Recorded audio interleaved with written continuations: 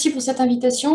Donc, en effet, moi, j'introduis, je représente plutôt le numéro spécial et je vais vous présenter un certain nombre de résultats d'une approche interdisciplinaire, comme l'a dit Pierre en introduction, alors qui est moins fonctionnaliste que visant à finalement comprendre les fonctionnements des marchés concrets. C'est un peu ça qui nous motive et qui nous a motivés donc, avec une collaboration entre deux chercheurs en sociologie économique, donc Grégory Ackermann et moi, mais aussi des étudiants, un doctorant en géographie, géomatique, un chercheur en géomatique et puis un enseignant-chercheur en sciences de gestion. Donc l'idée, c'était de travailler sur la coexistence, sur l'approvisionnement d'une ville, finalement, avec une hypothèse simple au départ que, finalement, derrière l'approvisionnement d'une ville, c'est certainement la coexistence de différents circuits, différentes chaînes de valeur qui peuvent contribuer à la résilience, avec quand même donc un point de vue sur la résilience.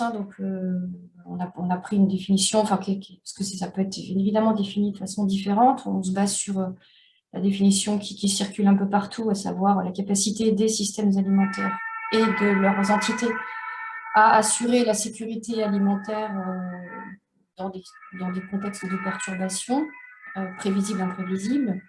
Et donc, il y a plusieurs approches possibles. Alors, je ne reviens pas, je vais plutôt aller sur les résultats, mais il y a plusieurs approches possibles, notamment des approches plutôt par les questions de bassin alimentaire, qui vont calculer, par exemple, le rayon nécessaire à une ville pour s'approvisionner si toutes les terres étaient dédiées à l'approvisionnement de la ville. On a une approche plutôt par les flux, avec une entrée métabolisme territorial qui vont plutôt être au niveau, travailler justement sur les flux de matière, donc plutôt en se basant sur un certain nombre de données statistiques, sachant que ces travaux ont finalement capté quand même qu'une partie des flux et pas les flux de petites quantités. Donc, donc nous, on s'est plutôt positionné dans un troisième type d'approche, sachant que c'est un champ en bouillonnement, cette idée de travailler, d'avoir des approches de la résilience alimentaire. Et finalement, notre premier résultat, c'est d'avoir proposé une approche originale au sens où on l'a quand même pas vu publier, enfin pas trop vu publier, sauf finalement dans des travaux assez anciens et pas tant proposés par des chercheurs que par des aménageurs, et notamment par exemple des grandes villes d'Amérique du Nord. Et donc nous, c'est plutôt une approche par les circuits concrets, approvisionnant une ville, et autant par exemple les sciences de gestion vont travailler simplement sur un distributeur et en pensant qu'il va être résilient s'il va combiner plusieurs circuits, mais par exemple les sciences de gestion ne travaillent pas à l'échelle d'une ville. Et finalement, les distributeurs indépendamment peuvent se penser résilients parce qu'ils diversifient leurs fournisseurs, par exemple, et leurs sources d'appro, mais finalement, s'ils dépendent tous du même, à l'échelle de la ville, du territoire, on aura justement un système d'approvisionnement qui est faiblement résilient puisque très dépendant d'un petit nombre de fournisseurs. Donc c'est pour ça que nous, en tout cas, on s'est intéressé en combinant nos disciplines, en pensant que ces circuits d'approvisionnement, c'est à la fois des flux physiques, spatialisés, donc avec des flux avec une origine géographique des produits, des moyens de transport, des supports aussi du transport, donc des routes, des entrepôts qui peuvent servir justement à un moment donné à stocker des produits qui vont recirculer ensuite. Donc il s'agit bien de rendre compte de cette complexité, premièrement, et puis les circuits, c'est aussi des relations entre acteurs, entre structures, des relations qui peuvent être faibles, fortes, donc il s'agit aussi de mieux comprendre. Et puis ces circuits font aussi circuler des produits et des qualités spécifiques de produits, sachant que les qualités peuvent évoluer, et notamment, et du coup, ça peut aussi finalement conditionner cette résilience, puisque si on dit que c'est la capacité à fournir des produits convenables, donc notamment, on peut imaginer que justement, selon le transport, selon le type de relation derrière, les qualités à la fin ne sont plus convenables. Et donc, on a des quantités, certes, mais des qualités qui ont évolué et qui ne sont plus convenables du point de vue en particulier, par exemple, de la qualité nutritionnelle. Alors, notre idée au départ, c'était de dire, de supposer que la résilience pouvait être liée à la coexistence entre circuits courts et circuits longs, donc à l'échelle de la ville. Alors finalement, en approfondissant un peu, je vous renverrai vers l'article pour ça, puis ça nous amène quand même plus précisément à 3 indicateurs de résilience pour dire qu'un système alimentaire est résilient.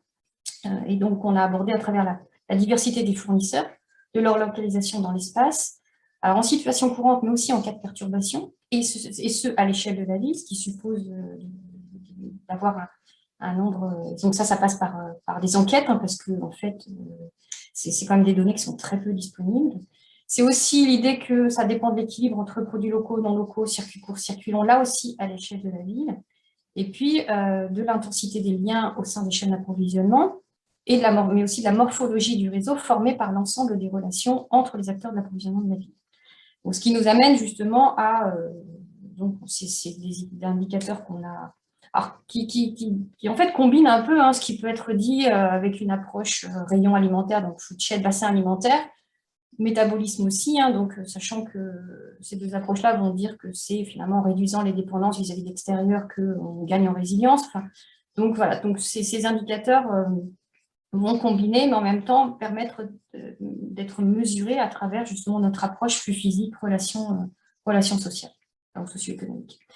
Alors, on a appliqué ça sur le cas sur différents produits et sur une ville en particulier, donc Montpellier, à la fois parce que c'était facile d'accès pour nous, et puis il s'agissait plutôt de tester une approche, et puis sur certains produits, et notamment on a pris 3 produits quand même importants dans la diète, important justement et qui peut inquiéter les consommateurs quand ils n'en trouvent plus en rayon, donc vis-à-vis de ruptures liées à différentes perturbations, donc les tomates, qui est un produit grandement consommé, la farine pour faire le pain et les œufs. Alors là, je vous présente que les tomates, et dans l'article, on a publié que les tomates parce que on ne peut pas tout dire non plus, puis que sur les autres produits, on a besoin encore d'enquêtes complémentaires. Alors là, ça montre les flux physiques de tomates et on s'est intéressé aux approvisionnements en tomates en saison. Donc, dans la saison de production, en gros, on était de mai à septembre, puisque donc, on en reparlera, mais les flux sont complètement différents l'hiver, donc avec un approvisionnement étranger beaucoup plus important. Là, en l'occurrence, on voit qu'il y a au moins 2 grandes zones où les distributeurs se fournissent. Donc ça, je rappelle, c'est donc lié par enquête. On s'est intéressé au commerce sédentaire, mais aussi à tous les lieux de vente de tomates de Montpellier, ce qui est déjà compliqué à trouver au sens où la base sirène n'est pas complètement à jour, que certains vont vendre des tomates alors que leur activité principale n'est pas la vente de tomates. Donc déjà c'est un boulot compliqué de savoir la population finalement de distributeurs, de commerces, de lieux de vente qui proposent des tomates. Et puis ensuite, on remonte les chaînes pour savoir d'où ça vient avec possiblement multiples intermédiaires derrière. Donc 2 grandes zones d'appro, donc 3 en fait. La Bretagne, finalement, qui représente quand même une part importante, évidemment le local, et puis plutôt en allant vers le sud-ouest, donc une zone quand même un peu différente, enfin sud-ouest, sud-est, donc oui, enfin en tout cas on voit que l'approvisionnement est distribué. Alors c'est un peu normal aussi au sens où Montpellier n'est pas forcément, le bassin de Montpellier est spécialisé dans la production maraîchère, mais plutôt historiquement tourné vers l'expédition. Mais ça montre quand même une part de local, j'y reviendrai, relativement importante. Alors, ce qu'on a fait aussi, c'est de s'intéresser donc à ces circuits comme des systèmes de relations. Et donc, on a enquêté, quand on a remonté la chaîne, on a essayé de savoir les liens entre les uns et les autres, entre les producteurs, les intermédiaires, les distributeurs, et puis en définissant des relations commerciales, mais avec 2 niveaux, c'est-à-dire la relation simplement commerciale qu'on a considérée comme faible, ou une relation plus forte où, au-delà de la relation commerciale, s'ajoute un autre type de lien qui peut être plus amical, ou enfin en tout cas qui vient avec des gens qui peuvent éventuellement discuter en dehors de cette relation commerciale. Donc voilà, et je renvoie là donc une méthode un peu classique d'analyse quantitative des réseaux sociaux. Alors ce que l'on a montré, donc si le premier type de résultat, c'est un peu l'approche un peu originale en combinant ça. Le deuxième, c'est de tester et de voir un peu empiriquement comment Montpellier se positionne. Et en fait, surtout, ce qu'on a compris, c'est que la résilience du système alimentaire, elle est moins liée à la coexistence circuit court, circuit long, qu'à la coexistence de marchés différents. Des marchés qui fonctionnent donc avec un marché de proximité qui va plutôt fonctionner en local et autour des circuits de la vente directe, au circuit court, un marché centralisé plutôt autour de la grande distribution avec des apports faiblement locaux, plus d'intermédiaires, et puis des variétés qui vont être plutôt modernes, alors que dans le premier, on va trouver des variétés, plus de variétés anciennes, et puis un marché mixte, alors que j'appelle volontairement pas hybride, dans la mesure où ce marché mixte, c'est pas le produit d'une hybridation entre la proximité et le centralisé. C'est un marché qui a toujours fonctionné comme ça, avec des opérateurs qui ont toujours fonctionné à la fois localement et de manière plus globale, et qui sont justement positionnés dans cette interface. Et on voit justement que cette coexistence avec cette résilience est très liée à cette capacité des acteurs du marché mixte à gérer les perturbations en allant s'approvisionner sur le marché de proximité quand le centralisé pose problème, et à l'inverse. Voilà. Donc, c'est plus largement que circuit court, circuit long, hein, c'est des fonctionnements de marché avec donc au sens là, plutôt de la sociologie économique, avec des gens qui vont s'observer préférentiellement, qui vont rester, s'imiter, suivre les stratégies des uns des autres. Donc, on voit justement qu'on a ces trois marchés importants dans la résilience. Alors, notre troisième résultat, c'est la contribution à l'action publique qu'on a avec les Montpellier et au-delà, puisqu'on intervient dans pas mal de débats autour de la résilience alimentaire, y compris des débats donc nationaux. Alors, si on fait la synthèse, donc l'approvisionnement de tomates à Montpellier en été, c'est 46% en circuit court et 43% issus d'une zone à moins 80 km. Finalement, on a quand même donc au final. Et puis, la question, c'est de savoir est-ce qu'il faut relocaliser davantage, ou est-ce que, pas forcément, d'un point de vue de la résilience, parce qu'on a finalement une forme d'équilibre intéressante avec une complémentarité. Donc, en tout cas, ça rentre dans ces débats de rééquilibrage entre le court, le long, le local, le global, et parfois, on peut en avoir des visions assez théoriques, donc on essaie justement de dire que c'est aussi en regardant de près comment ça fonctionne qu'on peut mieux, enfin en tout cas, éclairer les décisions publiques et faire des recommandations.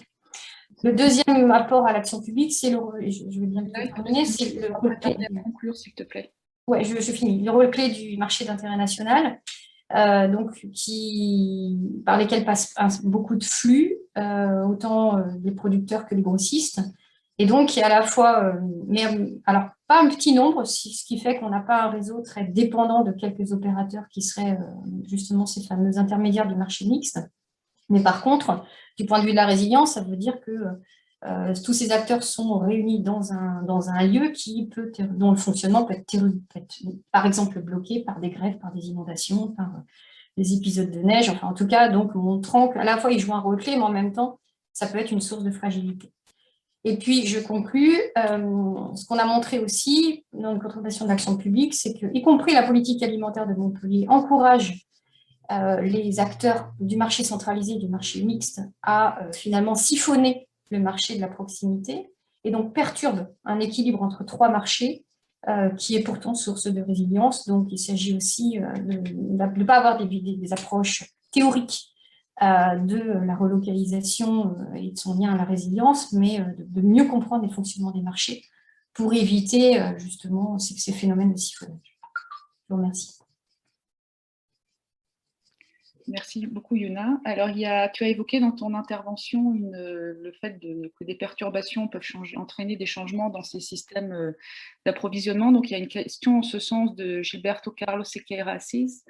Comment est-ce que tu imagines la coexistence ou l'évolution de ces systèmes agroalimentaires face à une perturbation telle que la pandémie de Covid? Et est-ce qu'il y a certains de ces modèles qui ont tendance à se perpétuer, j'imagine, à se maintenir dans le temps, ou d'autres, au contraire, à disparaître? Si Gilberto veut prendre la parole pour expliciter sa question, si c'est clair. Oui, très bonne question, parce qu'en effet, cette enquête-là, on l'a faite avant le Covid. Et puis, on a mené une enquête pendant le Covid sur l'impact du Covid sur les systèmes alimentaires. Donc, on a vu justement, en tout cas, un marché de proximité très sollicité.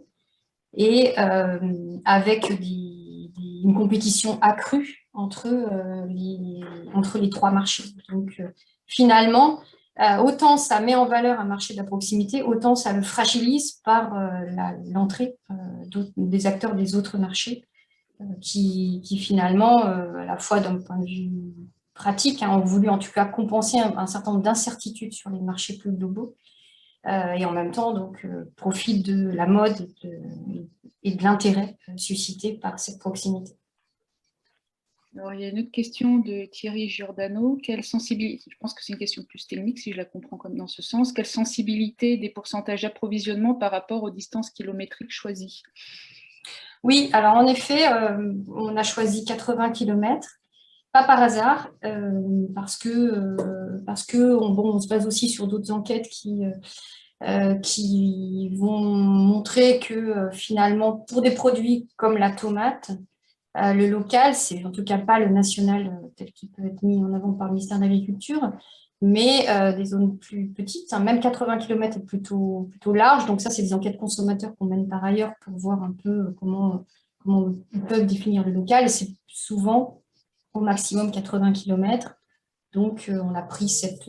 mais en effet, si on bouge, on bouge le curseur, on peut avoir des chiffres différents. Je te remercie, Yuna.